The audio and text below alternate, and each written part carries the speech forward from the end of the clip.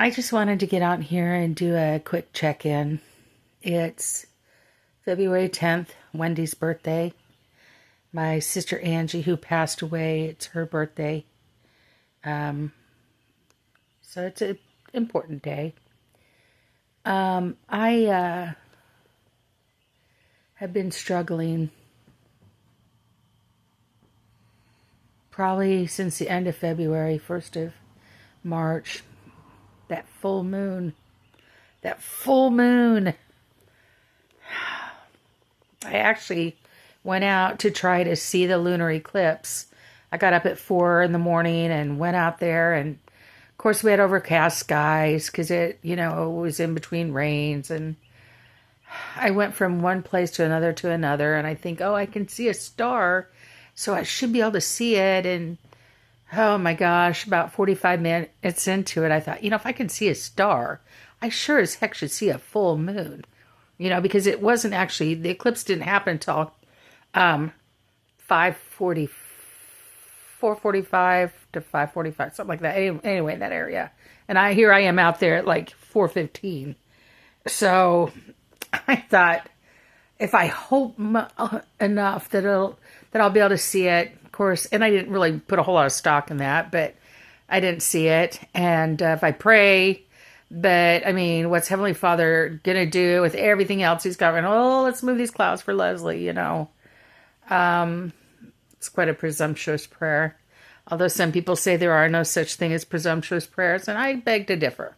But I never did get to see it.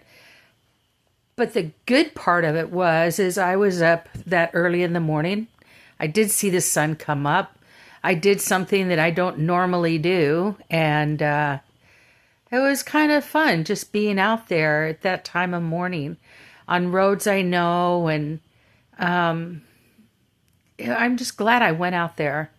It did mess up my sleep for a couple days because I remember that night being just tired all day, and I got into bed, and I've been just stirred up, and we had this thunderstorm, and my bed goes right up against my window, and I'm on a bit of a side of a hill, and so if I look out my window, I can see down the hill and the sky, and so I just didn't want to go to sleep for watching this beautiful early spring show.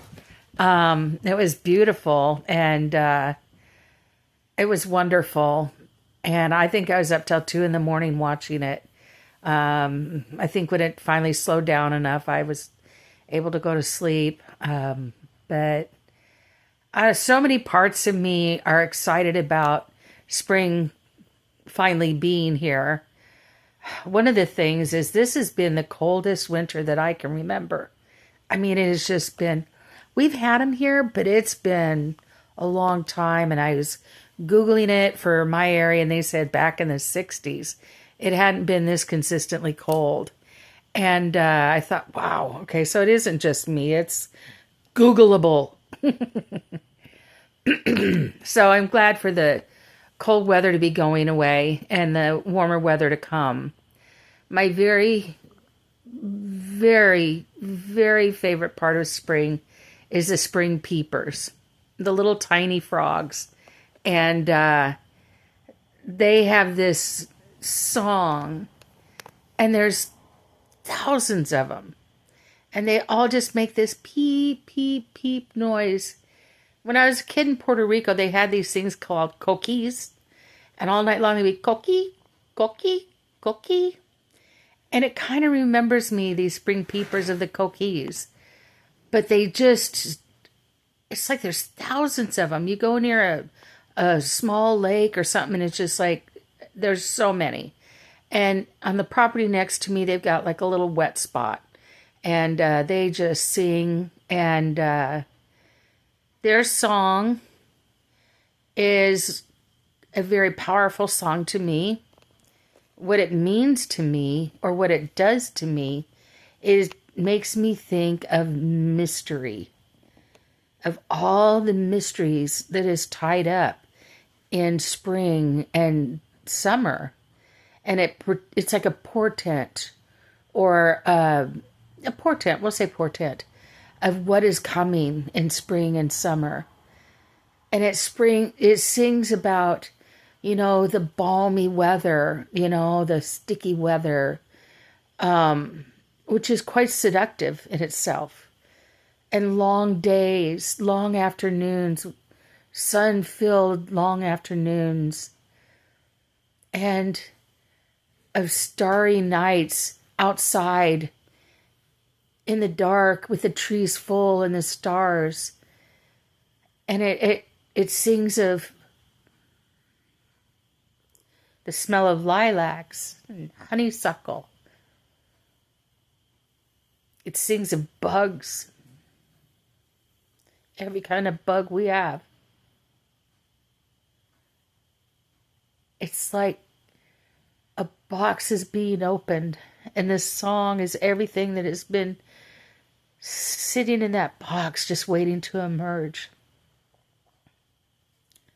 And it's mystery, and it's seductive, and it's so enticing. If you could drink it, you would become drunk. It's like a wine. And I love it every year because of what it is telling to come. And I get confused because I have seasonal depression. I have a little bit of it in summer, the beginning of summer, because the sun's going and my summer is going. I'm a summer girl. I'm a summer girl. California girl, Puerto Rico girl, on the beaches. I'm a summer girl. And at the end of summer, I get sad because now I know I've got to get folded up and put in a box and just hunker down in the cold winter night until I can have my sun again. And but with the seasonal the spring depression is so powerful. It's palpable.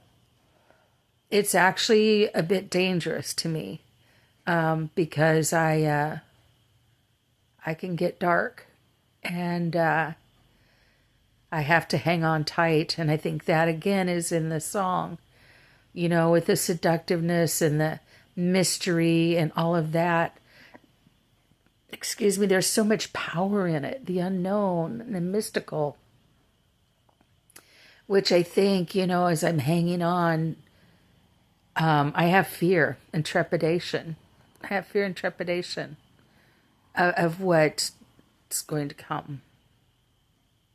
Because you're no longer in this safe little box, where you celebrated the holidays and all these lovely holidays.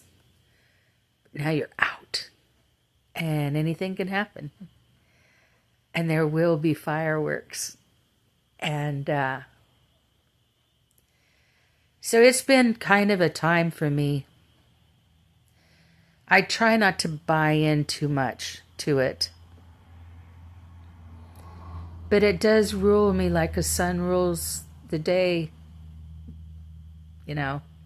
and I have to negotiate with it. And hang on tight, because its powerful forces are afoot. And I need to hang on tight. I did think of a painting I want to do. A painting about Persephone coming back into the world. I fell in love with that story when I was in, 6th, 7th, 8th grade, when we were studying Greek mythos, and I adore the story of Persephone and Hades and Demeter. And so I think I'm going to do a painting. Maybe I can find a way to put some of my feelings into that. Don't get me wrong. I look forward to this every year, but I am trepidatious, and I know I need to hang on tight and it will come and it will be what it is. And I'm excited about it. It's going to be beautiful. My favorite part of flying is the takeoff. You're buckled into your seat and you sit back. And I love American Airlines because they do this. Frontier does it too. But they'll sit back at the end of the runway and they'll get those engines just revved up as high as they can. And they just rocket down the runway and up. There's other airlines that bumble down the runway and then lift up gently. But not American Airlines. And not Frontier. And that's what this season is. So as scared as I am, I'm more excited. And I just want to share that with you. Happy spring. The Bradford pears are already flowered. The forsythia, electric, lighting the sky with their yellow. The tulip trees, the other magnolia, are blooming. The daffodils are up. It's here. And I don't know when that happened. I mean, yesterday? The day before?